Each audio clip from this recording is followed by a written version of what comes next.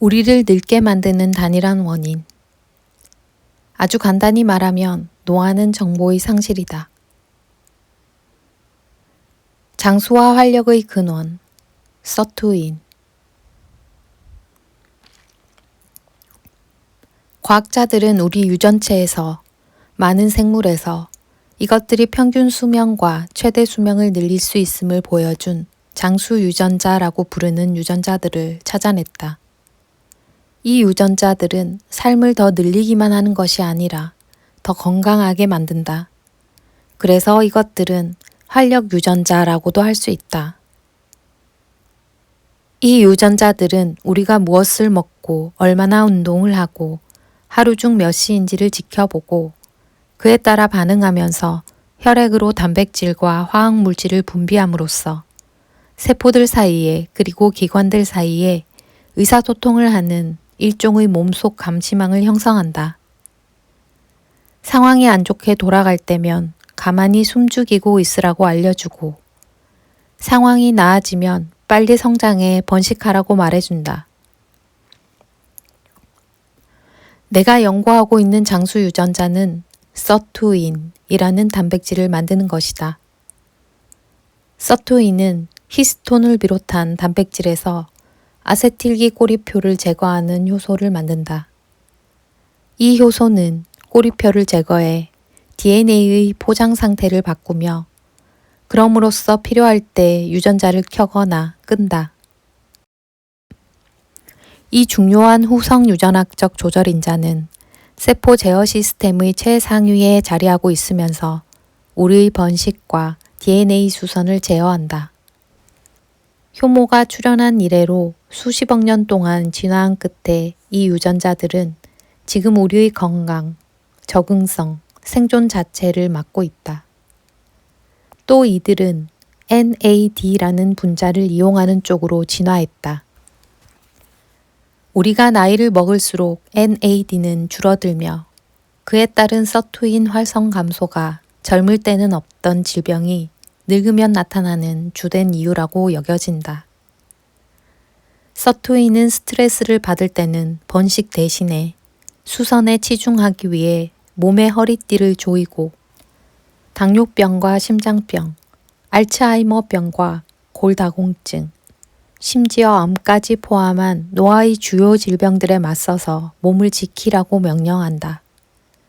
그리고 죽상경화증, 대사장애, 궤양대장염, 관절염, 천식 같은 질병을 악화시키는 만성적인 과잉염증 반응을 억제한다.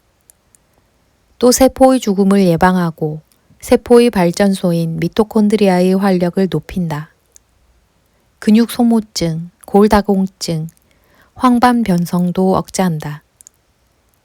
생쥐의 연구에서 서투인을 활성화하면 DNA 수선이 더 잘 이루어지고 기억력이 좋아지고 운동 지구력이 향상되고 얼마나 먹든 간에 살이 찌지 않도록 돕는다는 사실 또한 드러났다. 세포를 손상시키지 않으면서 장수 유전자들을 활성화할 수 있는 스트레스 요인들이 많다. 특정한 유형의 운동, 간헐적 단식, 저단백 식단, 고온과 저온 노출이 그렇다. 이렇게 약한 스트레스를 받았을 때 몸이나 세포가 반응해 활성을 띠는 현상을 호르메시스라고 한다. 호르메시스는 전반적으로 생물에게 좋다. 그 어떤 지속적인 손상도 일으키지 않으면서 이 현상을 유도할 수 있을 때면 더욱 그렇다. 호르메시스가 일어날 때는 모든 것이 좋다. 그리고 사실 단순히 좋은 차원을 넘어선다. 장수 유전자들이 활성화할 때 생기는 약간의 스트레스가 몸 방어 체계의 나머지 구성원들에게 숨죽이고 보존하고 좀 더 오래 생존을 도모하라고 자극하기 때문이다. 이것이 바로 장수의 출발점이다. 적게 먹기, 간헐적 단식 또는 주기적 단식. 단식은 굶주림에 시달리라는 말이 아니라 이 풍요로운 세상에서 우리 대부분이 허용할 수 있는 것보다 더 자주 몸을 결핍 상태로 두는 것은 분명히 건강과 장수에 좋다. 여러 연구에서 보여주는 바는 영양실조 없는 열량 제한이 장수로 이어진다는 결과가 나온다. 열량 제한은 효모에게도 효과가 있다. 포도당을 덜 먹인 효모는 더 오래 살았고 DNA가 유달리 압축되어 있었다. 불가피하게 일어나는 염색체외 원형의 축적, 인폭발, 불임이 상당히 지연되었다. 동물 연구는 열량 제한을 통해 위기 상태를 유지시키는 것이 서투인을 끌어들이는 요인이 됨을 보여준다. 기능이 건강하게 유지될 만큼만 먹이를 주는 것이다. 이는 일리가 있다.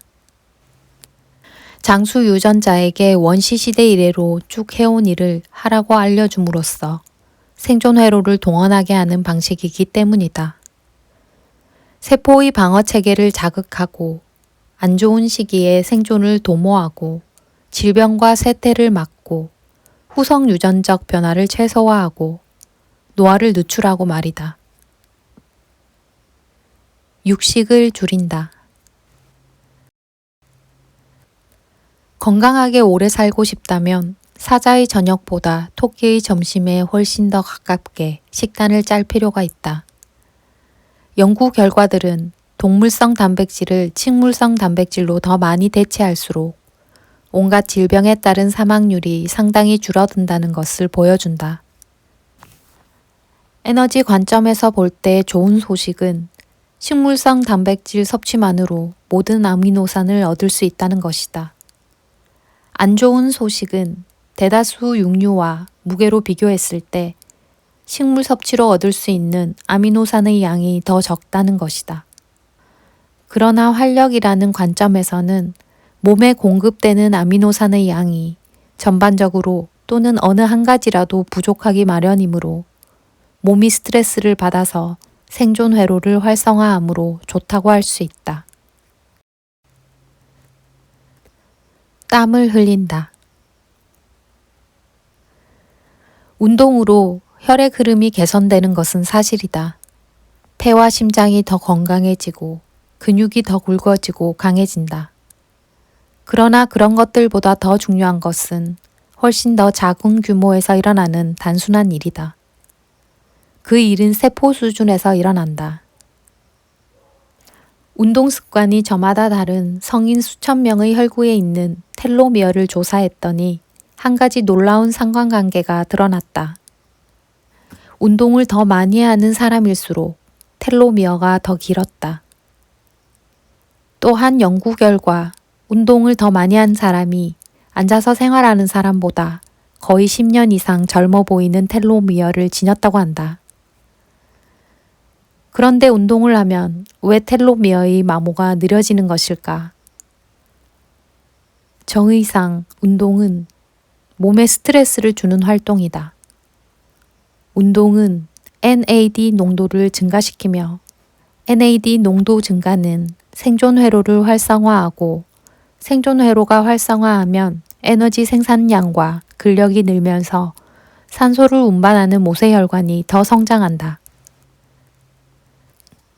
장수 조절인자들은 모두 열량 섭취에 상관없이 운동을 통해 새 혈관을 생성하고 심장과 폐를 더 건강하게 하고 몸을 더 튼튼하게 하고 텔로미어를 늘리는 올바른 방향으로 조절된다. 예를 들어 SIRT2와 SIRT6 유전자는 텔로미어가 늘어나도록 돕고 또 그것을 잘 감싸서 해지지 않도록 보호한다. 음식이나 어떤 특정한 영양소가 부족해서 이런 유전자들이 활성을 띠는 것이 아니다. 대신에 생존 회로의 통제를 받는 호르메시스 프로그램, 즉 너무 심하게 파괴를 일으키지 않으면서 세포 방어 체계를 깨우고 작동시키는 약한 형태의 역경이 그 일을 한다. 사실 운동은 우리 몸에 꼭 필요하다. 나이를 먹을수록 더욱 그렇다. 그렇다고 기력이 닿을 때까지 몇 시간씩 운동할 필요는 없다. 최근의 한 연구에 따르면 일주일에 6에서 8km를 뛰는 사람도 심장마비로 사망할 확률이 40% 줄고 갖가지 원인에 따른 사망률이 45% 줄어든다고 한다. 건강을 개선하는 유전자들을 가장 많이 참여시키는 운동은 고강도 인터벌 트레이닝이다. 인터벌 트레이닝은 강한 운동 사이에 가벼운 운동을 섞어 반복하는 방식이다. 힘들다는 느낌이 들 때까지 격렬하게 운동하라. 빠르고 깊이 호흡을 하면서 최대 심장 박동수의 70에서 85%로 뛰어야 한다. 땀을 흘려야 하고 숨을 고르지 않고서는 몇 마디 이상 말할 수 없을 정도로 해야 한다. 이것이 저산소증 반응이며 영구히 피해를 입지 않으면서 몸의 노화 방어 체계를 활성화할 만큼 스트레스를 일으키는 아주 좋은 방법이다. 몸을 차갑게 한다. 몸을 편안하지 않은 온도에 노출시키는 것은 장수 유전자를 켜는 매우 효과적인 방법이다. 온열 중성대, 즉 체온을 유지하기 위해 몸이 따로 일할 필요가 없는 좁은 온도 범위에서 벗어나면 온갖 일들이 일어난다. 먼저 호흡 패턴이 바뀐다. 또 몸에서 가장 큰 기관인 피부로 향하고 통하는 혈의 흐름이 달라진다. 심장 박동은 빨라지거나 느려진다. 갈색 지방이라고도 하는 조직은 최근까지는 유아에게만 있다고 생각했다. 지금은 이 조직이 성체에도 있다는 것이 알려져 있다. 나이를 먹을수록 양이 줄어들긴 한다. 그래서 시간이 흐를수록 찾기가 점점 어려워진다. 갈색 지방은 백색 지방과 섞이며 몸 전체에 더 불균일하게 퍼져 있다. 사람마다 남아있는 부위가 다른데 배에 있는 사람도 있고 등 위쪽에 있는 사람도 있다. 그래서 사람에게서 이 조직을 연구하기가 좀 어렵다. 과학자들은 설치류를 연구해 갈색 지방과 장수 사이에 상관관계가 있음을 꽤 많이 밝혀냈다. 추위는 장수 유전자를 활성화한다. 할랭요법. 추위는 서투인을 활성화하고 서투인은 등과 어깨에 있는 몸을 보호하는 갈색 지방을 활성화한다. 좀 춥게 지냄으로써 갈색 지방에 든 미토콘드리아를 활성화할 수 있다. 겨울날에 티셔츠 차림으로 활기차게 걷는 것이다. 특히 추운 곳에서 운동을 하면 갈색 지방 조직이 급격히 늘어나는 듯하다. 잘 때 창문을 열어두거나 얇은 이불만 덮고 자는 것도 도움이 될 수 있다. 2018년 헬싱키에서 이루어진 연구를 보면 사우나를 하는 사람이 그렇지 않은 사람보다 신체 기능, 활력, 사회활동, 전반적인 건강 상태가 상당히 더 낫다라고 한다. 사우나를 자주 하는 이들, 일주일에 7번까지. 이들은 일주일에 한 번 뜨끈한 목욕을 하는 사람들보다 심장병, 치명적인 급성 심근경색, 그리고 전반적인 사망률이 절반에 불과했다. 선진국의 많은 지역, 그리고 개발도상국의 더 많은 지역에서는 사실상 DNA를 손상시키는 화학물질로 목욕하는 것과 다를 바 없는 상황이 벌어진다. 특히 사람과 자동차가 우글거리는 도시 지역에서 숨을 쉬는 것만으로 DNA에 손상이 일어날 수 있다. 또 많은 플라스틱 병과 일회용 포장 용기를 비롯한 플라스틱에 들어있는 PCB 같은 화학물질도 조심해야 한다. 플라스틱을 전자레인지에 넣으면 PCB가 더 많이 빠져나온다. 폭죽에서부터 가정용 프린터의 노란 잉크에 이르기까지 온갖 용도로 쓰이는 아닐린 옐로 같은 아조 염료 역시 우리 DNA를 손상시킬 수 있다. 그리고 유기 할로겐 화합물, 용매, 세정제, 살충제, 유압유로 쓰이는 할로겐 원자가 든 화합물도 유전체에 손상을 일으킬 수 있다. 우리가 먹고 마시는 것들 중에도 DNA에 손상을 일으키는 것이 많다. 몇몇 맥주, 대다수의 절인 고기, 특히 요리한 베이컨 등 아질산 나트륨 처리를 한 식품에 니트로소 화합물이 들어있다는 것은 반세기 전부터 알려져 있었다. 그 뒤로 수십 년이 흐르는 동안 우리는 이 화합물이 강력한 발암물질임을 알게 되었다. 또 우리는 암이 질산염 처리 식품이 가져오는 불행의 출발점에 불과하다는 것을 알게 되었다. 니트로소 화합물이 DNA를 손상시킬 수 있기 때문이다. 과로에 시달리는 서투인을 더 열심히 일하라고 내모는 역할을 한다. 또 방사선이 있다. 자외선 X선, 감마선, 집안의 라돈. 자연적이거나 인위적인 방사선은 DNA 손상을 일으킴으로써 가뜩이나 힘겨워하는 후성 유전체 수선팀을 불러댈 수 있다.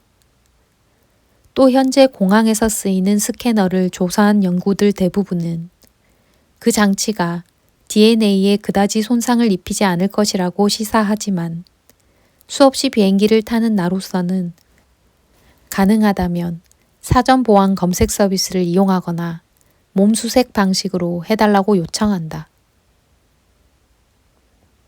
내가 나를 위해 하는 일. 열량 섭취를 줄인다. 사소한 일에 신경 쓰지 않는다. 운동한다. 나는 매일 아침 NMN 1g과 레스베라트롤 1g, 메트포르민 1g을 먹는다. 나는 매일 비타민 D와 비타민 K2의 하루 권장 복용량과 아스피린 83mg을 먹는다. 나는 설탕, 빵, 파스타를 최대한 적게 먹으려고 노력한다. 나는 40세부터 후식을 끊었다. 나는 하루에 한 끼를 건너뛰거나 적어도 정말로 적게 먹으려고 애쓴다. 몇 달마다 체열 간호사가 집으로 와서 피를 뽑는다. 수십 가지 생체 표지 검사를 하기 위해서다. 표지 중 여러 가지가 최적 범위에 있지 않으면 식단이나 운동을 통해 조절한다. 나는 매일 많이 걷고 계단을 오르려고 애쓰며 거의 주말마다 아들과 함께 체육관에 간다. 역기를 들고 좀 뛰고 사우나를 한 뒤에 차가운 물에 몸을 담근다. 나는 채소를 많이 먹고 다른 포유동물을 먹는 것을 피하려 애쓴다. 맛이 좋기는 하지만 운동을 한다면 고기를 먹을 것이다. 나는 담배를 피우지 않는다. 플라스틱 용기를 전자레인지에 돌리는 것, 지나친 자외선 노출, X선, CT 촬영을 피하려고 애쓴다. 낮 그리고 밤에 잘 때 시원한 환경을 유지하려고 애쓴다. 체중이나 체질량 지수가 건강 수명의 최적 범위에 놓이도록 노력한다.